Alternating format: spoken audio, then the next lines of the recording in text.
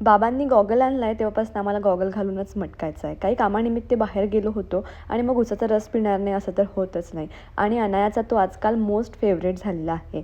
त्यानंतर आज खूप दिवसानंतर म्हणजे नागपूरवरून आल्यानंतर पहिल्यांदा डाएट फूड बनवलं आणि ते खाऊन खूप छान वाटलं, हेल्दी सगळं. आणि मग त्यानंतर रोशननी आमच्यासाठी बेल्जियमवरून काय काय आणलं हे सगळं काही बघत बसलो. खूप सारे परफ्यूम, चॉकलेट आणण्यासाठी, गॉगल्स, सॉस, असं सगळं काही होतं. हे झाल्यानंतर माझं एक्सरसाइजचं रुटीनसुद्धा आज खूप दिवसानंतर झालं. मस्त एक्सरसाइज केली, खूप छान फ्रेश असं वाटलं मला. मग त्यानंतर संध्याकाळचं आमचं रुटीन असतं अनायाला रोज गार्डनला घेऊन जाणे. तिला गार्डनला घेऊन गेली, तिला छान खेळवलं.